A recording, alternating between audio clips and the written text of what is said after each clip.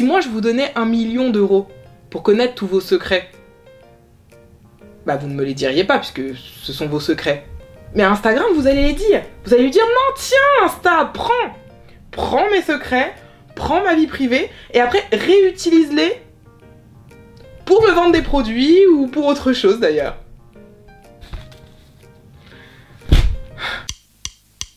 One, two, three, hey.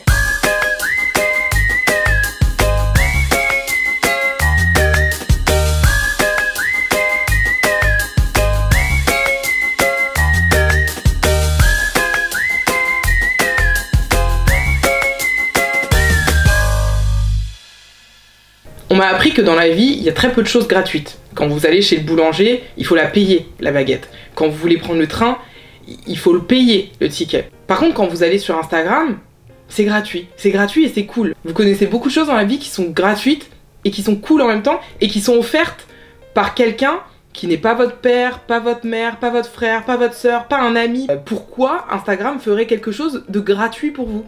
Pourquoi Instagram vous rendrait service? Il y a forcément quelque chose derrière. Sans vos données personnelles, sans vos informations, sans votre vie privée, Instagram ne peut pas marcher.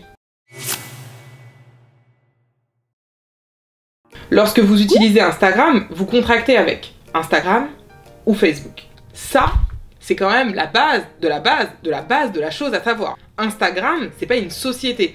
Instagram, c'est un produit, c'est un service qui est offert par Facebook. Donc, lorsque vous utilisez Instagram, c'est avec Facebook que vous contractez. Tous ceux qui ont peur ou qui n'utilisent pas Facebook, sachez que en fait, ça va au même endroit.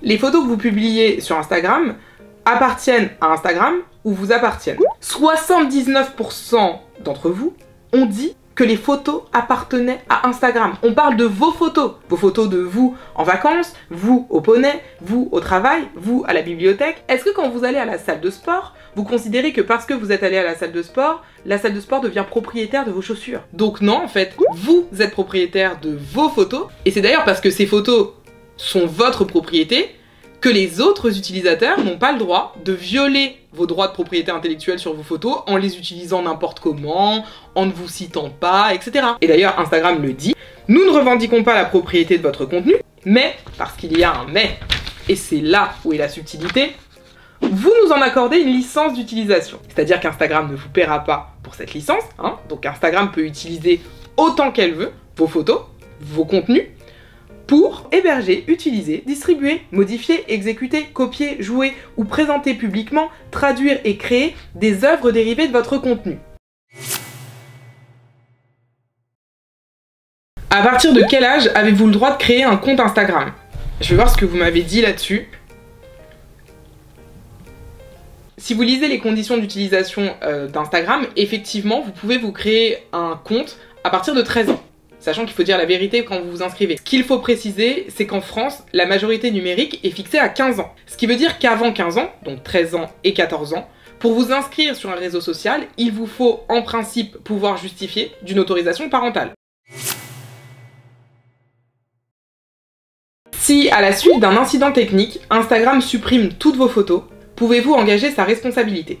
Là, vous avez été 86% à me dire non. On s'est mis d'accord, je vous mets ça dans la tête depuis que j'ai créé ma chaîne. On peut toujours faire quelque chose. Si un jour vous considérez qu'il y a un préjudice qui vous est causé dans l'utilisation que vous faites d'Instagram, bah vous pouvez toujours essayer d'engager sa responsabilité. Ça ne veut pas dire que vous gagnerez, parce qu'il va falloir rapporter la preuve d'une faute d'Instagram, il va falloir rapporter le préjudice que ça vous a causé, mais là on pourrait imaginer peut-être pour les addicts et les accros d'Instagram un préjudice au moins moral, sachant que pour les gens qui ont des comptes professionnels, ce sera encore plus facile de rapporter la preuve du préjudice. Et si vous lisez cette fameuse clause de responsabilité des conditions d'utilisation Instagram, c'est assez intéressant. Nous déclinons toute responsabilité pour les pertes qui ne sont pas causées par notre manquement aux présentes conditions, les pertes que ni vous ni nous ne pouvons raisonnablement prévoir au moment où les présentes conditions étaient conclues, tout contenu offensant, inapproprié, obscène, illégal ou autrement répréhensible, etc., etc., etc. Je reviens sur le « nous déclinons toute responsabilité ».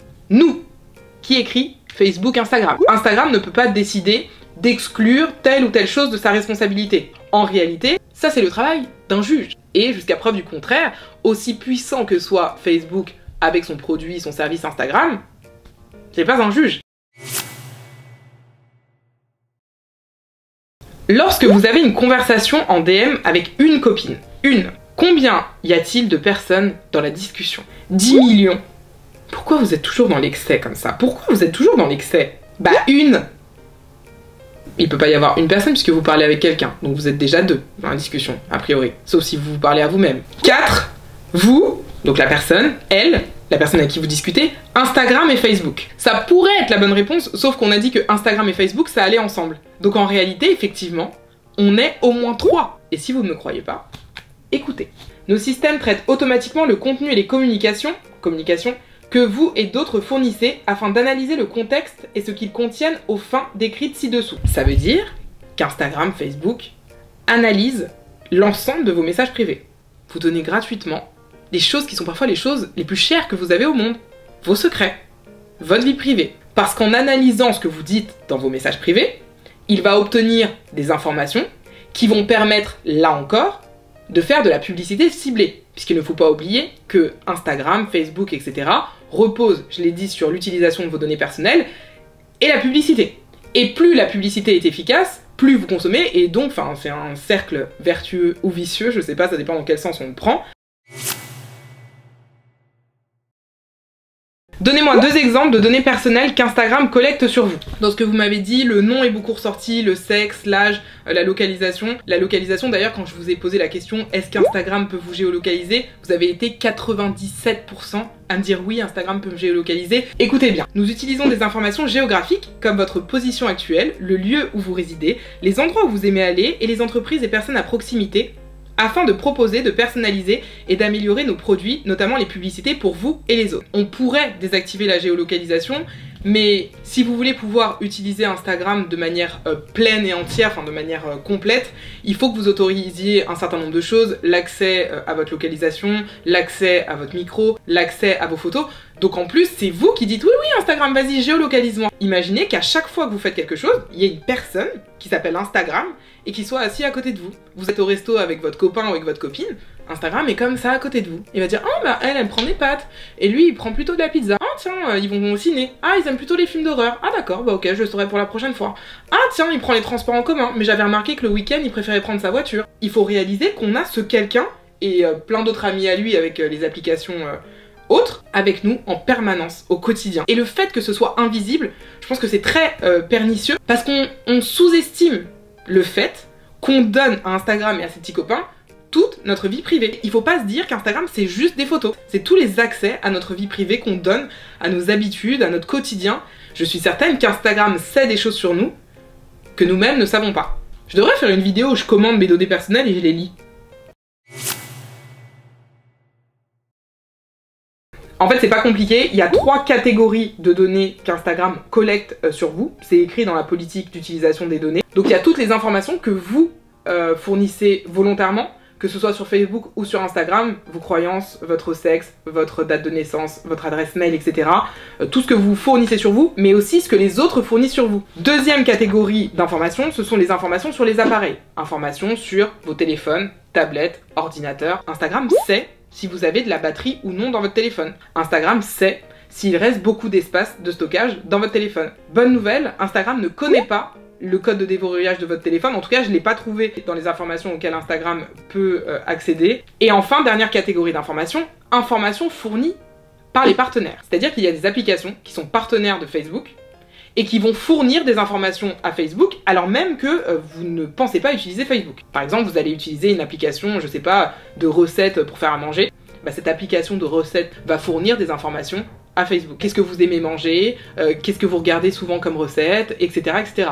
Si vous avez envie de savoir ce à quoi Instagram peut accéder dans sa totalité, vous allez lire la politique d'utilisation des données et comme je vous ai dit, il y a un paragraphe, quel type d'informations recueillons-nous, et il y a la liste de toutes les informations. Est-ce qu'Instagram vend les données des utilisateurs à des entreprises tierces? En fait, c'est assez subtil, parce que Facebook dit « On ne vend pas vos données personnelles, ça on ne le fera jamais, parce que c'est mal ». Et c'est d'ailleurs rappelé dans la politique d'utilisation des données. Nous ne vendons aucune de vos informations à quiconque, et nous ne le ferons jamais. Croix de bois, croix de fer. Mais alors, pourquoi y a-t-il autant de polémiques sur le fait qu'Instagram vendrait des données personnelles des utilisateurs à des entreprises tierces. Moi, je vous l'ai dit tout à l'heure. Facebook, Instagram, c'est pas Mère Teresa. Facebook, Instagram, c'est là pour faire de l'argent. Donc comment est-ce qu'on fait pour faire de l'argent alors qu'on propose un service gratuit à des gens? C'est qu'il y a forcément quelque chose qui permet de faire de l'argent. Et ce quelque chose, c'est la publicité. Et donc, ce que Mark Zuckerberg dit, il dit « Moi, je vends pas les données directes des utilisateurs. » C'est-à-dire que je ne vais pas vendre à une entreprise tierce le fait que Camille Descodes est une femme, qu'elle a tel âge, qu'elle habite à tel endroit et qu'elle aime les glaces. Ce que va faire Facebook, c'est qu'il va créer des espèces de groupes par centre d'intérêt. Exemple, je vais faire une liste des gens qui aiment les glaces.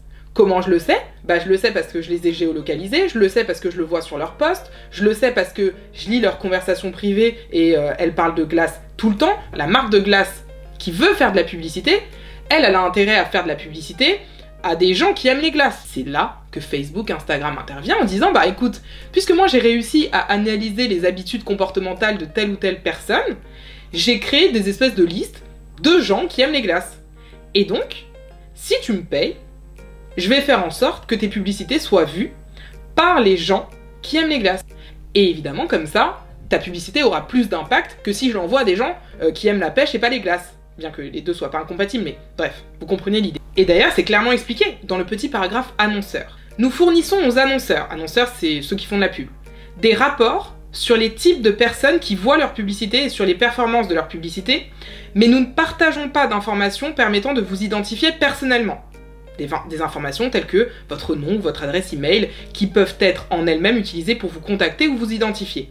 Donc je sais pas si vous voyez la nuance, est-ce que vous considérez que c'est comme si on avait vendu vos données personnelles? Parce que oui, on n'a pas vendu votre fiche, mais Facebook a analysé vos informations, vous a mis dans des groupes, et ensuite, il monnaie l'accès à ce groupe contre rémunération au publicitaire, enfin à l'annonceur.